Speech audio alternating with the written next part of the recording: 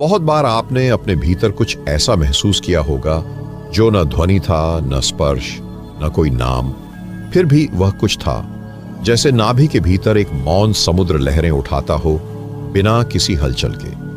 क्या आपने कभी महसूस किया है कि सांसें केवल वायु नहीं बल्कि कोई गुप्त संदेश लेकर चलती है, आपके जन्म से पहले का भी और मृत्यु के बाद तक का भी?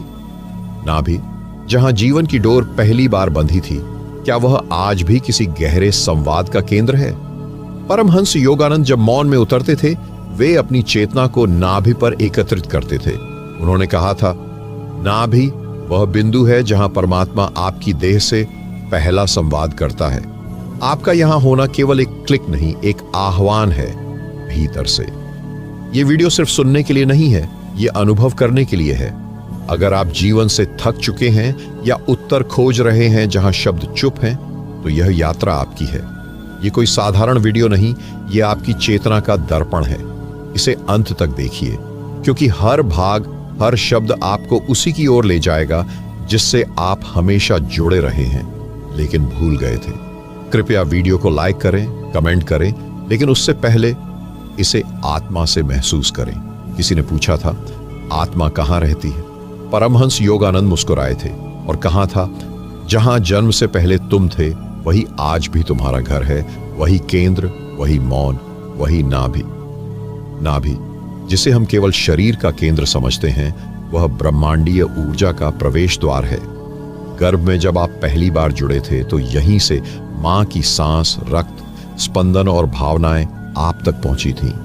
जीवन का प्रथम अनुभव नाभि के द्वारा हुआ था और अंतिम मौन भी यहीं से मटता है। ये वही स्थान है जहां सांसें सबसे पहले आती हैं और सबसे अंत में जाती हैं। पर क्या आपने कभी वहां चेतना से देखा है?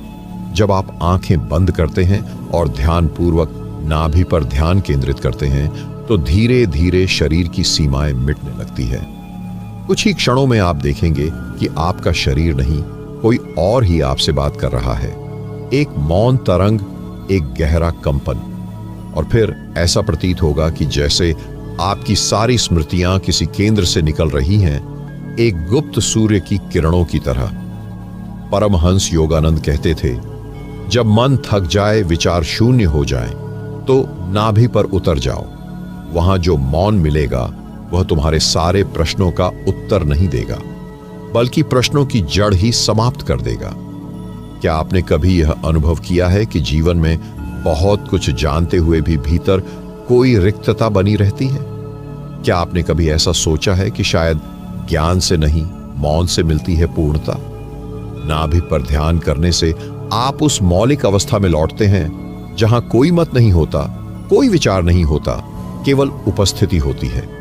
और उसी उपस्थिति में आप पहली बार स्वयं से मिलते हैं, बिना किसी नाम, बिना किसी पहचान के। पर यह यात्रा कठिन नहीं है, केवल सच्ची होनी चाहिए। यदि आप प्रतिदिन केवल 10 मिनट अपनी सांसों को नाभि पर टिकाकर देखें, न कोई प्रयास, न कोई कल्पना, केवल मौन उपस्थिति, तो कुछ ही दिनों में आपको अपने भीतर से एक कंपन सुनाई देने लगेगा। एक ऐसी ध्वनि जो किसी भाषा में नहीं है, लेकिन वह सारी भाषाओं की जननी है। योगानंद कहते हैं, ध्यान तब नहीं होता जब आप प्रयास करते हैं, ध्यान तब होता है जब आप प्रयास छोड़ देते हैं। क्या आप उस बिंदु तक पहुंच सके हैं जहां कुछ भी जानना जरूरी नहीं लगता, जहां केवल होना पर्याप्त है? नाभि पर ध्यान करते समय आपके भीतर एक पुरातन अनुभव जागेगा, ऐसा अनुभव जो शायद किसी पूर्व जन्म से चला आ रहा है। हो सकता है आप रो पड़ें, हो सकता है हंस पड़ें, पर जो भी हो वह सच्चा होगा। उसमें कोई प्रदर्शन नहीं, केवल स्वीकृति होगी। तो क्या नाभि केवल शारीरिक संरचना है, या वह एक द्वार है, एक ऐसा प्रवेश द्वार जो ब्रह्मांड को भीतर खींच लाता है? क्या आपने कभी खुद से यह पूछा है कि जो रहस्य ब्रह्मांड में है, क्या वे आपके भीतर भी मौजूद हैं? या शायद यही वह द्वार है जिससे वे भीतर आते हैं? और जैसे जैसे आप इस मौन के और गहरे तल में उतरते हैं, वहां एक और रहस्य आपका इंतजार करता है, आपकी चेतना का स्पंदन, जो केवल नाभि से नहीं, आपकी आत्मा से भी जुड़ा है। उस स्पंदन को शब्दों में नहीं बांधा जा सकता, लेकिन उसे सुना जा सकता है जब भीतर की आवाजें बाहर की चुप्पियों से टकराना बंद कर देती हैं, वह कंपन जो आपकी हड्डियों में नहीं, आपके अस्तित्व की सबसे बारीक परत में गूंजता है, क्या वह कंपन ब्रह्मांड की उसी ध्वनि से उपजा है जिससे सब कुछ उत्पन्न हुआ था? आर्षियों ने कहा था, ओम केवल एक ध्वनि नहीं, वह कंपन है जो सबसे पहले नाभि में जागता है। परमहंस योगानंद जब ध्यान में होते थे तो वे उस कंपन को the vibration of divine presence कहते थे। वे कहते थे, जब यह कंपन स्पष्ट सुनाई देने लगे तब समझो कि तुम केवल साधक नहीं, स्वयं ही ब्रह्मांड का प्रतिबिंब हो। यह कंपन कोई आवाज नहीं है, लेकिन जब आप भीतर चुप हो जाते हैं, एक बिंदु पर टिक जाते हैं, तब वह अपने आप सुनाई देती है। यह वही बिंदु है जहां ध्यान प्रयास से प्रस्तुति में बदल जाता है। क्या आपने कभी ध्यान देने की बजाय केवल मौन होकर बैठना सीखा है? क्या आपने कभी यह सोचा है कि ध्यान कोई क्रिया नहीं बल्कि अस्तित्व की एक दशा है? जब आप नाभि पर ध्यान केंद्रित करते हैं तो आप केवल ऊर्जा के साथ नहीं, समय के पार के उस सत्य से जुड़ते हैं जहां अभी ही शाश्वत है। यही कारण है कि अनेक साधक जिन्होंने वर्षों तक बाहरी पूजा अर्चना की, अंत में लौटे अपने शरीर के केंद्र में, उसी बिंदु पर जिसे वे जीवन भर भूलते रहे। वहां जाकर उन्होंने पहली बार जाना, मैं हूं का अर्थ क्या है। नाभि पर जब ध्यान एक निरंतर उपस्थिति बन जाए तब व्यक्ति का मन रूपांतरित हो जाता है, उसका व्यवहार बदल जाता है, उसकी दृष्टि, उसकी भाषा, उसकी चाल, सब में एक विश्राम, एक सामंजस्य दिखाई देने लगता है। जैसे भीतर कोई जल प्रवाह बह रहा हो, मंद, शांत, चेतन। यह आंतरिक परिवर्तन किसी किताब से नहीं आता, न किसी गुरु के शब्दों से। यह केवल तब आता है जब आप अपने भीतर उस मौन को स्वयं से खोजते हैं। पर क्या यह मौन केवल शांति है, या यह वह द्वार है जहां चेतना और ब्रह्मांड पहली बार मिलते हैं? योगानंद ने एक बार कहा था, जब कोई साधक नाभि पर अपने आप को स्थिर कर लेता है तब वह केवल पृथ्वी से नहीं जुड़ता, वह तारों से भी संवाद करने लगता है। क्या इसका अर्थ यह है कि ब्रह्मांडीय ऊर्जा की डोर जो तारों से जुड़ी है वह हमारे भीतर की किसी डोर से मिलती है? क्या यह संभव है कि जो सूर्य बाहर चमक रहा है उसका प्रतिबिंब आपके भीतर की किसी अग्नि में छुपा हो? और यदि ऐसा है तो वह अग्नि कहां जल रही है? शायद नाभि ही वह दीपक है जिसे आपने वर्षों से बुझा हुआ समझा था, पर वह अब भी जल रहा है, धीमी लौ में, मौन में। यदि आप उसे देख पाएं केवल एक बार, तो आपके सारे भय, सारी उलझने और बाहरी बेचैनियां जैसे किसी और जन्म की बातें लगेंगी। पर क्या आप उस लौ के सामने टिक पाएंगे? क्योंकि वह लौ केवल प्रकाश नहीं देती, वह आपकी असत्यताओं को भी दिखाती है। और यही कारण है कि बहुत से लोग वहां से वापस लौट आते हैं, क्योंकि सच्चाई केवल सौंदर्य नहीं, साहस भी मांगती है। आपको यह स्वीकार करना होगा कि भीतर जो अंधकार है वह बाहर के अंधकार से अधिक वास्तविक है, और उसी के पार नाभि के उस बिंदु पर जीवन की नई शुरुआत आपका इंतजार कर रही है। और जब आप इस लौ के सामने ठहर जाते हैं तब आप अपने भीतर से निकलते एक और रहस्य को पहचानते हैं, वह जो समय के बाहर है और जिसकी स्मृति आपके जन्म से पहले भी थी। क्या कभी आपको लगा है कि कुछ स्मृतियां आपकी नहीं हैं, फिर भी वे आपके भीतर जीवित हैं? क्या कभी किसी स्थान पर जाकर आपको यह अनुभूति हुई कि आप वहां पहले भी थे, यद्यपि यह जीवन तो वहां कभी नहीं गया? यह वही स्मृति है जो चेतना के सामान्य स्तर से परे गहरे अवचेतन में स्थित होती है, और नाभि वह सेतु है जो आपको उन्हीं अनुभवों से जोड़ता है जिनका कोई नाम नहीं, कोई तारीख नहीं, पर जिनकी उपस्थिति आपकी आत्मा में अंकित है। योगानंद ने कहा था, जब ध्यान गहरा हो जाता है तब नाभि एक दर्पण बन जाती है। वह दर्पण जो तुम्हें दिखाता है कि तुम कौन हो नहीं, बल्कि कौन थे और कौन रहोगे। क्या यह संभव है कि समय केवल बाहर की घड़ी में नहीं, भीतर की गहराइयों में भी चलता है? जब आप नाभि में उतरते हैं तो आप केवल वर्तमान को नहीं छूते, आप अपनी आत्मा की वह यात्रा देखने लगते हैं जो शरीरों से परे है। वहां आप अपने सारे रूपों को देखते हैं, कभी एक बालक के रूप में, कभी एक यात्री, कभी एक सन्यासी, कभी एक स्त्री, कभी एक प्राचीन अर्षे। और उन सब के बीच कोई एक मौन इकाई है जो कभी बदली नहीं, जो आप थे, हैं और रहेंगे। यह स्थायी मैं किसी विचार से नहीं आता, वह नाभि की मौन चेतना से उभरता है, क्योंकि नाभि वह स्थल है जहां आत्मा शरीर से सबसे पहले जुड़ती है। उसी स्थान पर वह ब्रह्मांडीय चेतना का पहला स्पर्श पाती है। अब कल्पना कीजिए, यदि वही स्थान फिर से सक्रिय हो जाए तो क्या वह चेतना फिर से नहीं फूट पड़ेगी? क्या आप अपने मूल को फिर से अनुभव नहीं कर पाएंगे? ध्यान केवल शांत होने के लिए नहीं, यह उस मौलिक स्थिति में लौटने के लिए है जहां आप विचारों के पहले थे, नाम से पहले, पहचान से पहले। नाभि की साधना उसी ओर ले जाती है, और जब यह साधना कुछ समय तक लगातार की जाती है तो आप देखेंगे कि भीतर एक गहरी नीरवता फैलने लगती। पहले केवल ध्यान के समय, फिर दिन भर, और अंत में नींद के समय भी वह मौन आपका साथ नहीं छोड़ता। यह मौन भय नहीं है, यह रिक्तता नहीं है, यह वह मौन है जहां ईश्वर आपके भीतर सांस लेता है। आप धीरे धीरे समझने लगते हैं कि शांति बाहर से नहीं आती और सुख कोई अनुभव नहीं, बल्कि एक स्थायी उपस्थिति है। तो क्या इसका अर्थ यह है कि हमें किसी विचार की आवश्यकता ही नहीं? क्या जीवन बिना व्याख्या के भी पूर्ण हो सकता है? परमहंस योगानंद कहते थे, जब चेतना नाभि से होकर हृदय में प्रवाहित होती है, तब प्रेम केवल भावना नहीं, एक आध्यात्मिक शक्ति बन जाता है। और तभी आप पहली बार प्रेम को किसी मनुष्य या वस्तु से नहीं, अस्तित्व के साथ साझा करने लगते हैं। वह प्रेम किसी को पाने की लालसा नहीं, बल्कि सब कुछ समर्पण कर देने की क्षमता बन जाता है।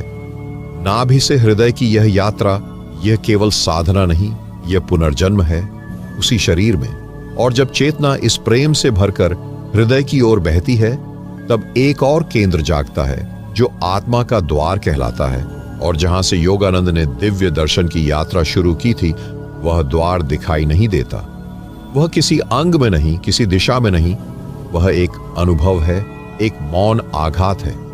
हृदय के भीतर ठीक मध्य में एक सूक्ष्म बिंदु, जिसे केवल अंतर्दृष्टि से देखा जा सकता है। वहां न प्रकाश है, न अंधकार, केवल उपस्थिति है। यही वह हृदय द्वार है। योगानंद कहते थे, जो साधक नाभि से उठती ऊर्जा को हृदय तक लाता है, वह इस द्वार पर ईश्वर से नहीं, अपने ही शुद्धतम स्वरूप से भेंट करता है। वह मिलन भावनाओं से नहीं होता, न विचारों से। वहां केवल मौन की सीढ़ियां हैं। जब आप पहली बार उस द्वार को छूते हैं तो ऐसा प्रतीत होता है मानो किसी ने भीतर से आपको पुकारा हो वर्षों पहले, और आपने अब सुना हो। क्या कभी आपको ऐसा अनुभव हुआ है कि किसी ने आपको आपके नाम से नहीं, आपकी आत्मा से पुकारा हो? जब यह द्वार खुलता है तो आपकी चेतना केवल आपको नहीं देखती, वह पूरे अस्तित्व को देखती है, एक ही दृष्टि से। आप यह नहीं कहते कि मैं प्रेम करता हूं, आप स्वयं प्रेम बन जाते हैं। हृदय की इस दिव्यता को योगानंद ने इनर क्राइस्ट कहा था। न यह किसी धर्म से जुड़ा है, न किसी मत से। यह केवल उस शुद्धतम सत्ता से जुड़ा है जो हर मानव में मौन बैठी है। वह शक्ति न गरजती है, न चिल्लाती, वह फुसफुसाकर भी नहीं बोलती, वह केवल प्रतीक्षा करती है। और यही वह समय होता है जब साधक की दृष्टि बाहर से भीतर, फिर भीतर से परे की ओर मुड़ जाती है। नाभि से उठी ऊर्जा जब हृदय को पूर्णतः पवित्र कर देती है, तब वह ऊर्जा स्थिर नहीं रहती, वह ऊपर की ओर बहने लगती है। यह प्रवाह कोई योजना नहीं है, यह प्राकृतिक नियम है, जैसे नदी को अंत में समुद्र की ओर ही बहना होता है। अब प्रश्न यह है, वह ऊर्जा कहां जाती है? क्यों वह रुकती नहीं? क्या भीतर कोई और द्वार है जो उसके स्वागत के लिए खुला होता है? यह प्रश्न जब भीतर उठता है, तब साधक की यात्रा केवल ऊर्जा की नहीं, चेतना की यात्रा बन जाती है। पर क्या वह चेतना केवल शरीर के भीतर सीमित है, या क्या यह चेतना अब ऊपर उठकर उस केंद्र की ओर बढ़ रही है जहां आत्मा और ईश्वर पहली बार आमने सामने होते हैं? यह केंद्र सिर के भीतर, लेकिन मस्तिष्क के पार होता है, जिसे योगानंद ने सहस्त्रार कहा था, ब्रह्मरंध्र। वहां जहां समय, नाम, विचार सब कुछ समाप्त हो जाते हैं और केवल एक शून्य बचता है जो शून्य नहीं होता, और उसी की ओर अगला चरण संकेत करता है। और जब यह चेतना हृदय से सहस्त्रार की ओर बहने लगती है, तब साधक को पहली बार ब्रह्मांड अपने भीतर खुलता हुआ दिखाई देता है, जैसे सिर में कोई दिव्य आकाश फूट पड़ा हो। क्या कभी आपने आंखें बंद करके भीतर कोई आकाश देखा है? एक ऐसा आकाश जहां कोई तारा नहीं, कोई रंग नहीं, फिर भी वहां सब कुछ है। योगानंद इसे कॉस्मिक कॉन्शियसनेस कहते थे। वह अनुभव जहां साधक अपने शरीर से बाहर नहीं बल्कि स्वयं के भीतर ब्रह्मांड को महसूस करता है। यह बाहर नहीं जाता, यह भीतर को इतना बड़ा कर देता है कि उसमें सारा जगत समा जाता है। सहस्त्रार यह केवल कोई चक्र नहीं, यह वह पुल है जो आत्मा को परमात्मा से जोड़ता है। और यह पुल तभी प्रकट होता है जब नाभि की ऊर्जा हृदय की शुद्धता से होकर मस्तिष्क की शांति में प्रवेश कर जाती है। पर यह शांति कोई भाव नहीं होती, यह मौन की पराकाष्ठा होती है। सिर के भीतर जब यह बिंदु जागता है तो कोई ध्यान नहीं बचता, कोई ध्यान करने वाला नहीं बचता, वहां केवल दृष्टा रह जाता है। और उस दृष्टा को जब स्वयं से भेंट होती है तो वह जो देखता है वह ब्रह्मांड नहीं, स्वयं का अनंत रूप होता है। क्या आप कभी उस स्थिति में पहुंचे हैं जहां आप सोचते नहीं, केवल साक्षी होते हैं? क्या आप कभी उस अवस्था में टिक पाए हैं जहां न कोई चाह है न प्रयास, केवल मौन? योगानंद कहते हैं कि जब सहस्त्रार पूर्णतः जागृत होता है तो एक दिव्य ज्योति सिर के भीतर फूटती है, जैसे सूर्य कहीं भीतर ही उदित हो गया हो। यह अनुभव केवल रोशनी का नहीं होता, यह पहचान का अनुभव होता है। पहली बार व्यक्ति समझता है कि मैं यह शरीर नहीं हूं, न यह मन।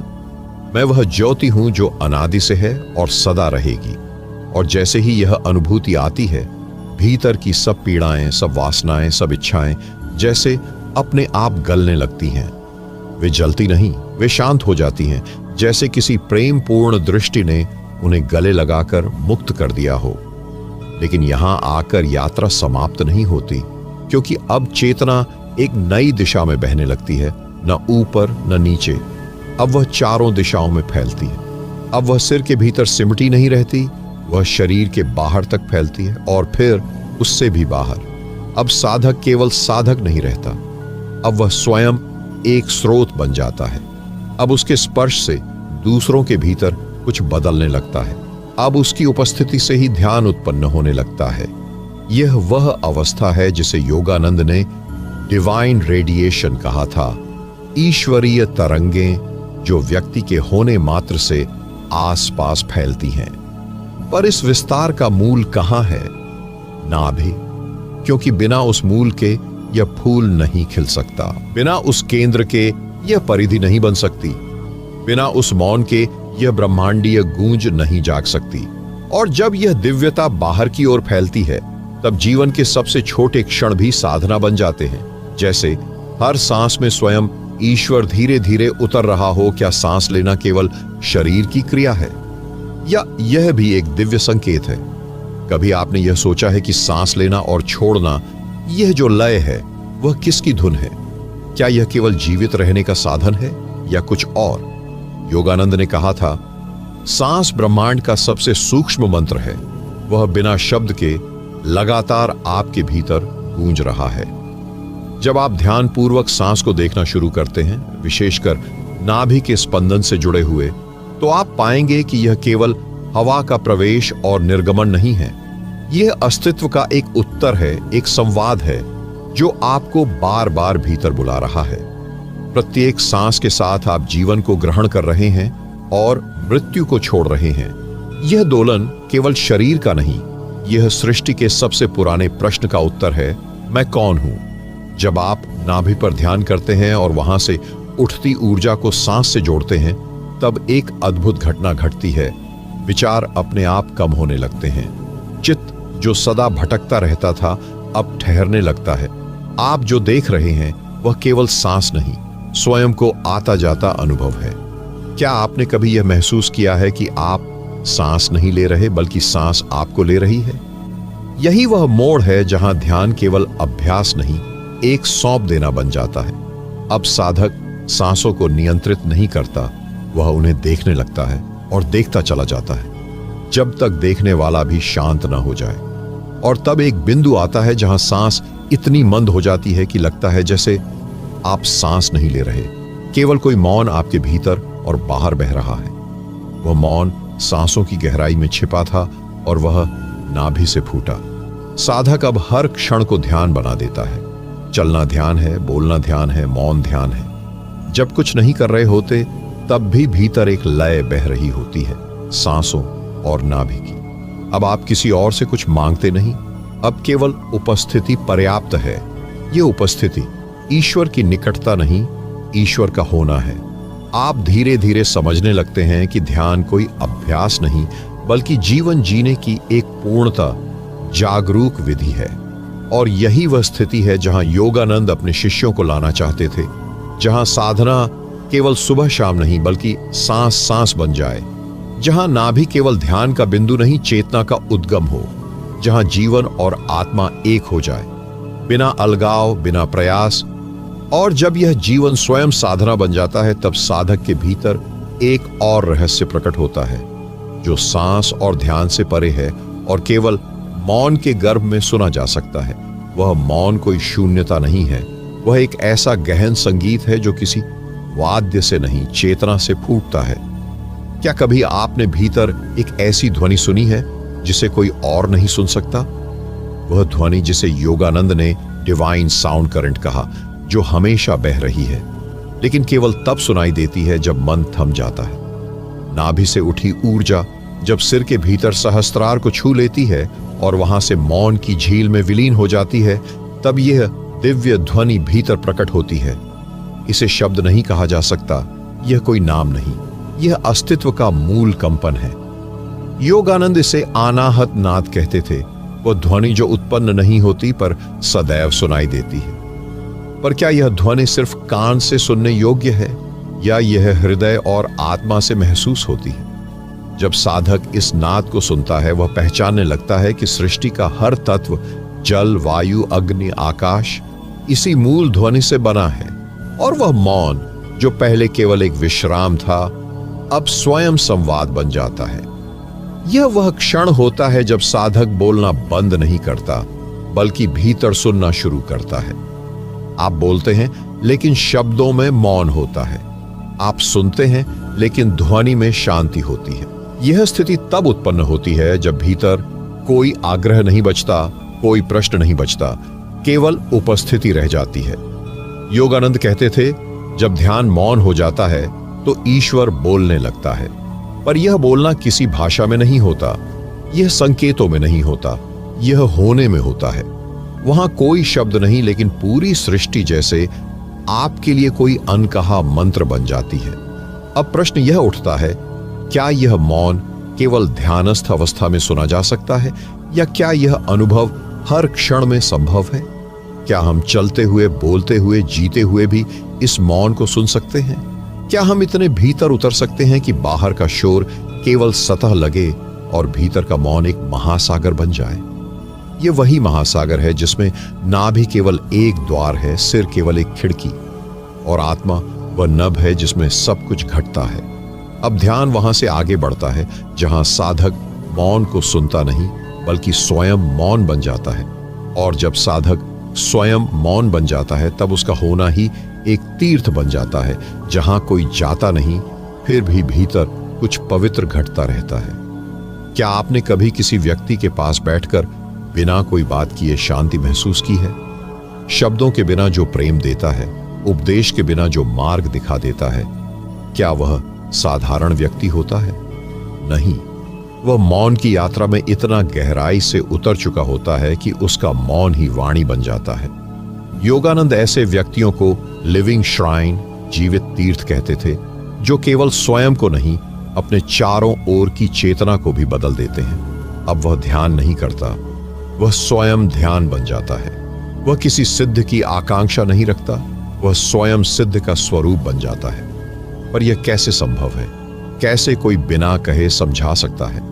कैसे कोई बिना स्पर्श के छंगा कर सकता है?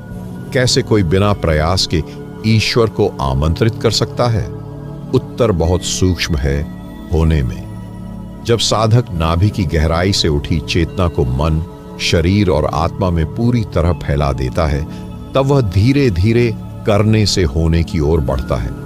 अब उसे कुछ सिद्ध नहीं करना, कुछ बदलना नहीं, क्योंकि वह जान चुका है कि परिवर्तन केवल उपस्थिति से आता है, क्रिया से नहीं। इस स्थिति में साधक कहीं नहीं जाता, फिर भी वह हर स्थान पर होता है। वह कुछ नहीं कहता, फिर भी हजारों हृदयों में गूंजता है। योगानंद ने इस स्थिति को दिव्य गंध कहा था, जैसे किसी कमल की महक हो जो अपने खिलने की घोषणा नहीं करता, पर हर दिशा को सुगंधित कर देता है।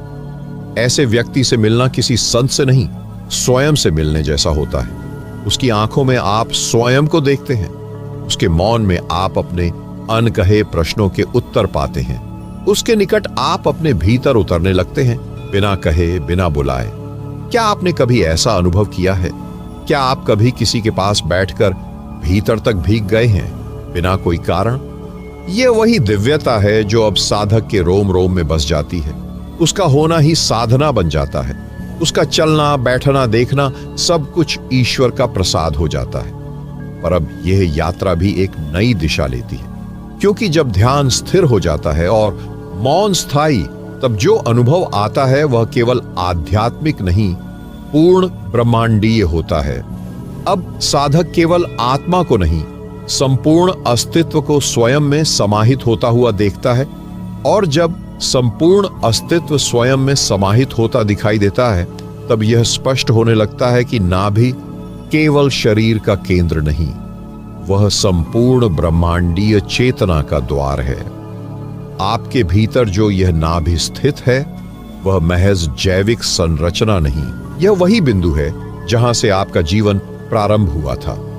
मां के गर्भ में जब आप पहली बार आकार लेते हैं, तब नाभि ही वह केंद्र होती है जिससे संपूर्ण पोषण, चेतना और जीवन का संचार होता है। पर क्या वह केवल गर्भ की बात है, या वह पोषण आज भी जारी है एक और अदृश्य गर्भ से? क्या आपने कभी यह अनुभव किया है कि आप अब भी किसी बहुत सूक्ष्म अदृश्य स्रोत से जुड़े हुए हैं, जैसे कोई ब्रह्मांडीय मां अब भी आपको ऊर्जा दे रही हो? योगानंद कहते थे, नाभि वह द्वार है जहां आत्मा, प्रकृति और परमात्मा तीनों एक साथ सांस लेते हैं। यह वह स्थान है जहां आपकी सीमित देह और असीम ब्रह्मांड एक तंतु में बंधे हैं। जब आप नाभि में ध्यान केंद्रित करते हैं, तो आप स्वयं को केवल शरीर नहीं, ब्रह्मांडीय कंपन का केंद्र अनुभव करने लगते हैं। यह वही बिंदु है जहां ध्यान स्थूल से सूक्ष्म में प्रवेश करता है। आप देखते हैं कि आपकी सांसें केवल वायु नहीं खींच रही, वे ब्रह्मांड के असंख्य आयामों को छू रही हैं। अब हर सांस, हर स्पंदन आपको उस स्रोत से जोड़ने लगता है जहां समय नहीं है, स्थान नहीं है, केवल होने का शुद्ध अनुभव है। क्या यह संभव है कि आपका नाभि केंद्र एक ऐसा पुंज है जहां ब्रह्मांड की सभी ऊर्जा धाराएं मिलती है? क्या यह केंद्र आपके भीतर उस द्वार की तरह है जहां से आप जन्म नहीं लेते, बल्कि अनंत में प्रवेश करते हैं? क्या इसलिए ध्यान की सारी विधियां बार बार इस केंद्र की ओर लौटती हैं? यह वह बिंदु है जहां विचार की सीमा समाप्त हो जाती है और केवल अनुभूति शेष रह जाती है। अब ध्यान किसी लक्ष्य की यात्रा नहीं, बल्कि एक ऐसे क्षेत्र में उतरना है जहां सब कुछ पहले से मौजूद है। यहां ना कोई प्राप्त करना है, न त्यागना, केवल स्वीकारना है। जब आप नाभि पर ध्यान करते हैं, तो एक दिन ऐसा आता है जब वहां एक कंपन उठता है, न सुनाई देने वाला, न समझ में आने वाला, केवल महसूस होने वाला। यह वह कंपन है जहां आप महसूस करते हैं कि आप देह नहीं, प्रकाश हैं। नाभि वह द्वार है जहां यह ज्ञान मौन से उतरता है कि आप कभी पैदा नहीं हुए थे और कभी मरेंगे नहीं। और जब यह प्रकाश भीतर उतरता है, तब साधक के लिए संसार एक स्वप्न बन जाता है और सत्य केवल वह शुद्ध उपस्थिति जो नाभि से अंतरिक्ष तक व्याप्त है। अब वह जो देखता है वह दृश्य नहीं होता, वह जो सुनता है वह ध्वनि नहीं होती, वह जो जीता है वह समय में नहीं होता, वह शाश्वतता में होता है। ये वही स्थिति है जहां आत्मा के नेत्र खुलते हैं, जिन्हें योगानंद द इंट्यूटिव आई कहते थे। ये नेत्र ललाट पर नहीं, हृदय में होते हैं, और इस हृदय की जड़ नाभि में होती है। क्या आपने कभी अनुभव किया है कि शरीर की गति और संसार की हलचल के पीछे कुछ एकदम स्थिर है? वह स्थिरता केवल ध्यान में नहीं, जीवन के हर पल में मौजूद है, पर हम उसे देख नहीं पाते क्योंकि हमारा ध्यान बाहर की ओर खिंचा रहता है। साधक जब नाभि पर ध्यान करता है तब वह धीरे धीरे इस स्थिरता से एकात्म हो जाता है। अब न तो उसे किसी सिद्ध की तलाश है, न ही किसी अनुभूति की लालसा। उसके लिए ध्यान कोई क्रिया नहीं, बल्कि एक अविरत होना बन जाता है। वह सोता नहीं, मौन में डूब जाता है। वह खाता नहीं, प्रकृति के साथ एक हो जाता है। वह बोलता नहीं, परमात्मा को बहने देता है।